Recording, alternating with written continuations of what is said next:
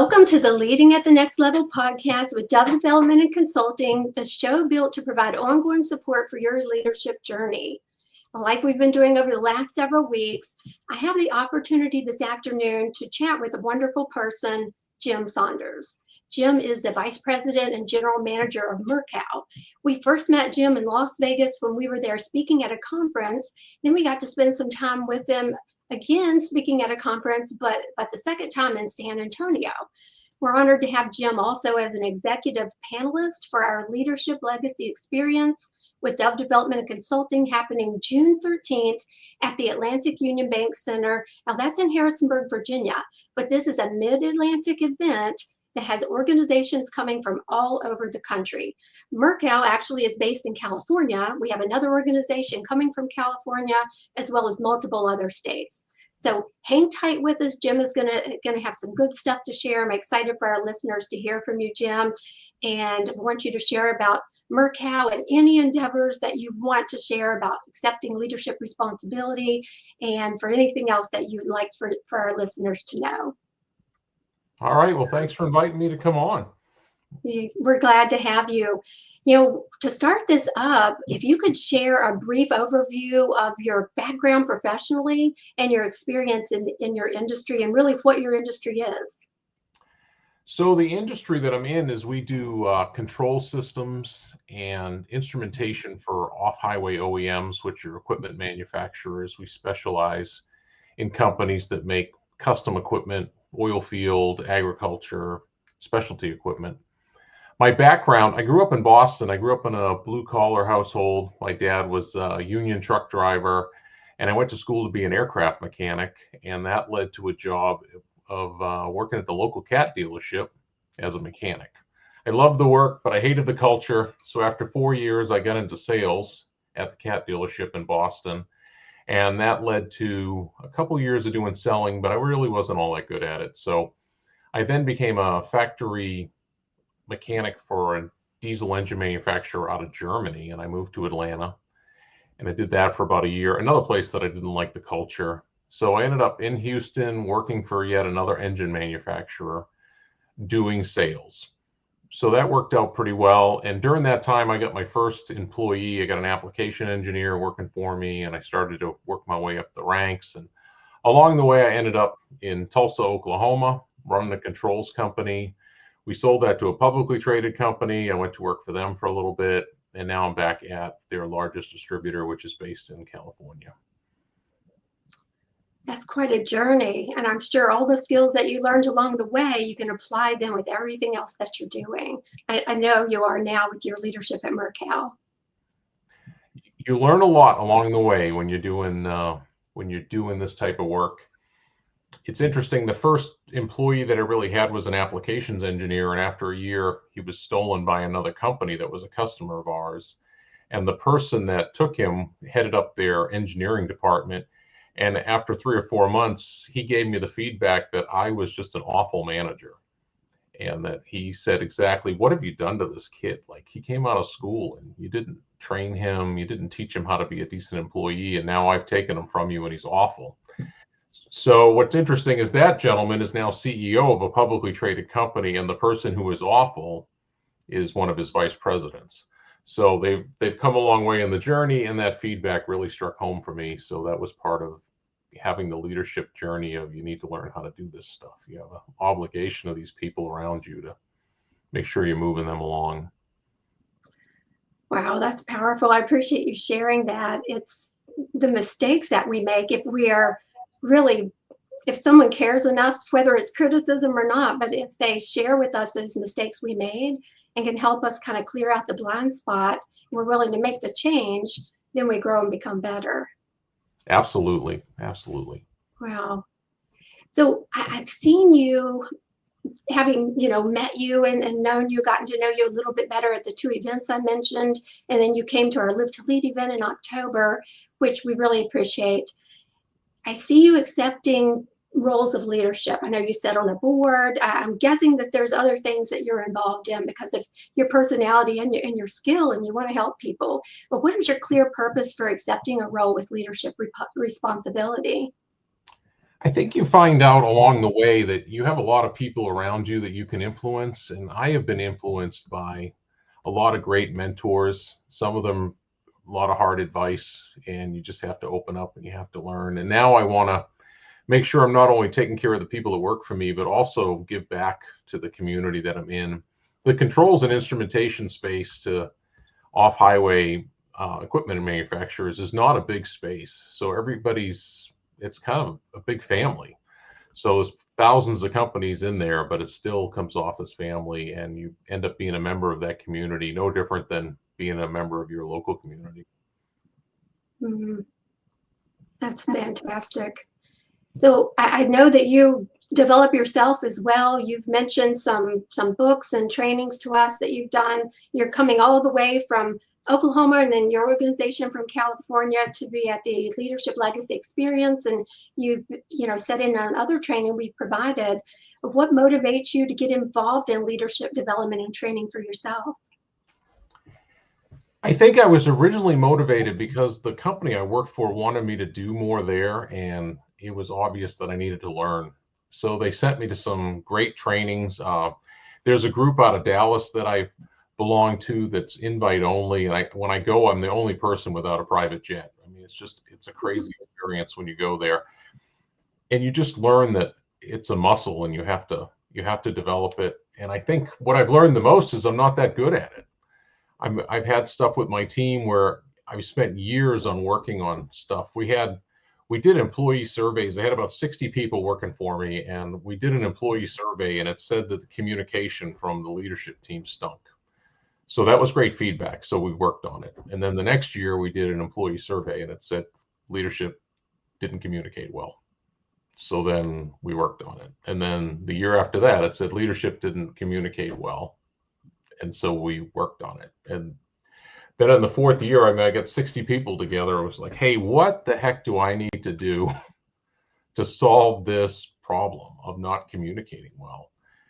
And it just shows that you need to constantly be getting feedback and developing, and people are looking to you and counting on you to help them with their careers and their futures and their families that you're taking care of. If you've got a bunch of people working for you, their families count on you as well. So you have a tribe that you have to take care of. And I'm excited to hear that you worked on it and you kept working on it, because too often organizations work on it for maybe a few months and then it kind of goes off the rails. I don't think it's intentional, but it can certainly happen. I think there's a thing where we show up at work every day and we work on what's in front of us. We work in the business that particular day, but you need to step back and work on the business. And you need to make sure that is the center in your time, and you need to make sure that you're being strategic and not just tactical. There's plenty to do every day, and you'll be tactical. And some of the best feedback that I've received from some of my mentors is just, hey, step back, be more strategic about this. And I see that. I'm on the board of directors of several companies. They're small companies, but it's very interesting because they have different challenges and they're very focused in one way. And when you're from the outside, you can see what they're focused on. It's crazy obvious that they're missing something, that they can't see that they're missing at all. And you have to figure out how to articulate to them what they're missing. Thank you for sharing that, Jim. That's powerful. Wes and I are thankful to have developed a good friendship with you over the last couple of years.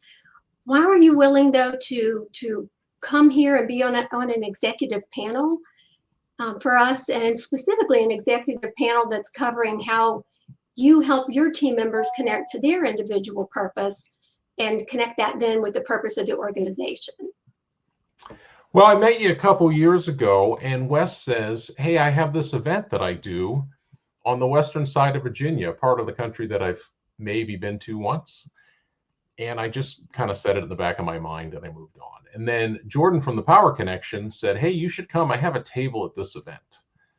And my expectations were low. I mean, here's this event that's in Virginia with a couple of folks that I met at a conference, and then I get there and it's wonderful.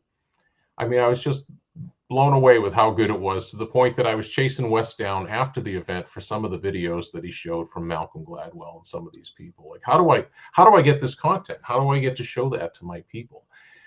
And I was genuinely impressed with what I saw. So when the opportunity came up to go back and be part of a panel, I wanted to seize it and see what I could do to bring some perspective to your group. We are so thrilled to hear from you there too. That's going to be really exciting. You'll have to chase Wes down because he's always on the go. So I'm glad you went after him. So switching gears a little bit, what would you like our listeners to know about MurCal, about your company, and anything else that you're involved in? MurCal is really niche. We're a big fish in a small pond, and we work with companies that build industrial equipment, and we help them automate their equipment. The relationship with Jordan at the Power Connection started because they're doing power generation equipment, and we do control systems around equipment such as that. I think for us, I mean, we're a 25, 30 person company. We really live by our core values. We're trying to solve our customers' problems. We like to say we cures what ails them. And it really is something that allows us to take our passion of doing controls and instrumentation and work with people that have the need. And it's nice to see that connection come together. It's interesting because not everybody can use stuff like that, but the people that have that need, when they find the company, they're like, oh, these are our people. It's kind of like when you wake up and you have a plumbing problem and you don't actually know a plumber, and then you have to hunt one down, except in this industry, there's probably only half a dozen plumbers in the whole country, and they're all busy. That is very niche, but I can think of some organizations that I believe could use that type of thing. So we'll have to talk about that offline. Can you share an example of one of the projects that MurCal has been involved in, or you personally, maybe a campaign that you've been involved in that the company spearheaded and you could see this tremendous impact that it had? We work with a company that does manure pumping, which sounds super low sophistication. And they build a system where they put pumps in series and they'll run manure from a lagoon up to 12 miles away, and they'll apply it on a customer's field. And it sounds so basic. And we've set it up so they can run everything from the tractor from an iPad, and they run everything through an Amazon Web back office. And it takes this business that sounds very basic, and now it's wildly sophisticated, and they just have a couple of operators, and they can map out where they ran all the hoses. And it's stuff like that that is behind the scenes that makes a big difference to customers. And the upside is it's all organic, as we talk about chemicals and fertilizer and this, they're applying manure. So that's an example of what we do. We do a lot with oil field companies as well, and help them with their controls and instrumentation. And then one of our big niches is, as new emissions tiers come along for industrial engines, we're on the cutting edge of that, because the engines come out first in California, because California has tighter emissions. So we help those equipment OEMs in California figure out their emissions tiers, and then that allows us to cascade across the country. So it makes a difference for everybody as we're growing and eating food. It absolutely does, and more every day.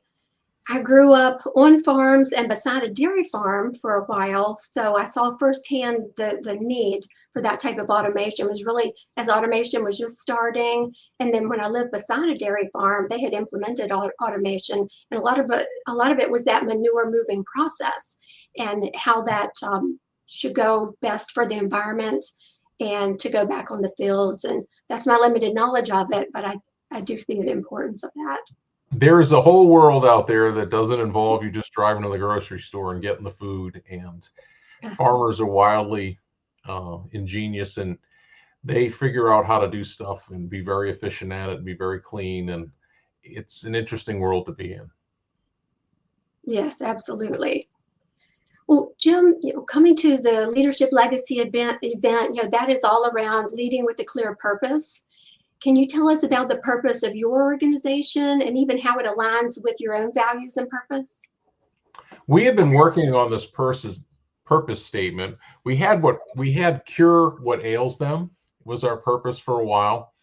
And we've been trying to figure out how we can leverage that a little different. Now we're problem solvers, leveraging ingenuity to rise to the challenge, something we crafted over the last few months. But what it really gets down to, both of these statements, is we're somebody shows up with a problem. Someone makes a lettuce picking machine and they know how it picks lettuce, but they don't know how to implement a modern electronic engine or modern electronics.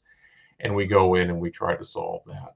For me personally, referencing Malcolm Gladwell, he talks about the connector in one of his books, which is like the person in a community or in an industry that connects everybody. And I like to be the connector in the space that I'm in.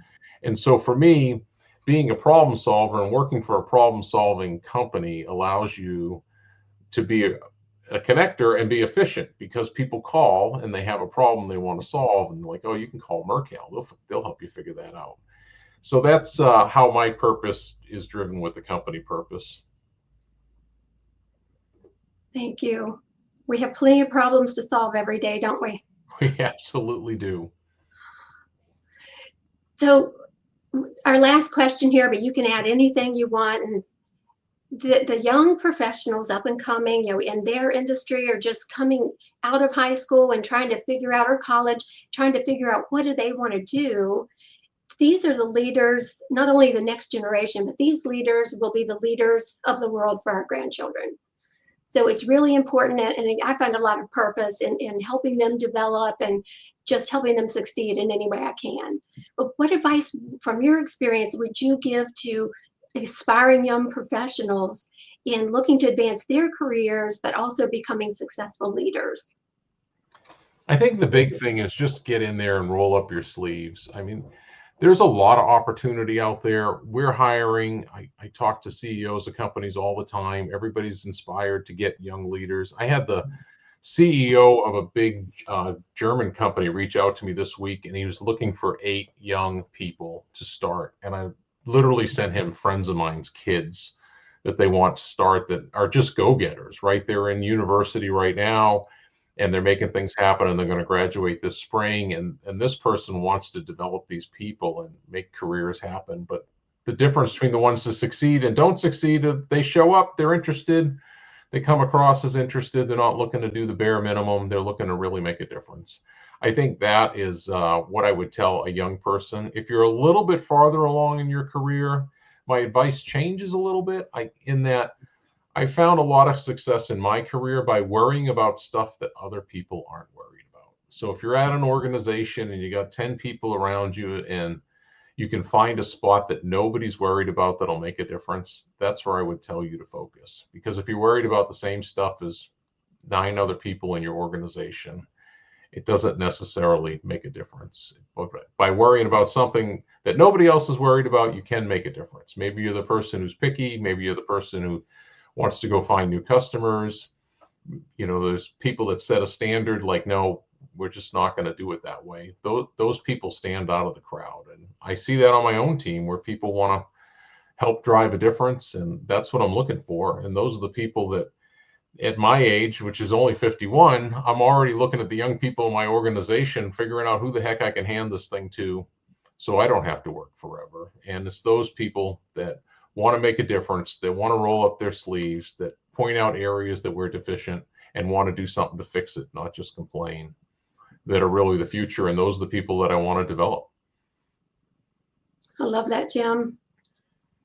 Jim, how can our listeners learn more about MurCal?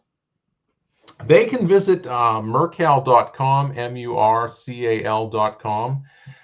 Like I said, we're really niche, so most of your listeners probably couldn't benefit from what we offer. But I think the real standout part of the story is just that there's a niche for everybody. It's not a zero-sum game out there.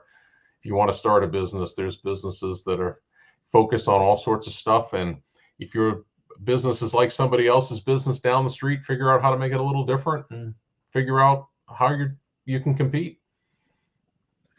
And I think they should get on the website you gave them and go to the behind the scenes page and see all about the 80s hair bands that you like. Absolutely. We do a behind the scenes for all of our employees. We ask them a bunch of questions, and it is probably one of the best things we do. And if you have a business or you're part of a business, you should plagiarize our idea. It is the best form of flattery, plagiarism. And take this and ask your people a bunch of questions. People can reach out to me. I'll give you the list of questions that we ask. It's amazing what you learn. We don't we don't ever do one of these with our employees and not come away with just some sort of very interesting information. We actually put together a band for our Christmas party a couple years ago because we found out we had a bunch of people that could play instruments. That's amazing. What a great way to connect and just organically build, relationships with your team. That's so fun. You spend an enormous amount of time at work, so if you're not having fun, find something else to do. We will stop right there. That's very profound and so true. Well, Jim, this has been amazing. We appreciate you. We want you to get tremendous value from being with us at the Leadership Legacy event. We look forward to seeing you. Can't believe we have to wait till June, but we appreciate you coming. All right, we'll see you in June. Yes, in closing, for anyone listening in, Wes and I are offering a complimentary access to a resource that we created. There is in this platform, there are over 100 leadership lessons developed and delivered by Wes and I. If you'd like to try this out for leadership honing, skill development, if you want continuing education credits, we can give you some more information, and this is complimentary access. Just email us at admin@dove-development.net. We'll be happy to hook you up. Thank you for joining us. To anyone listening, enjoy the rest of your day, and God bless.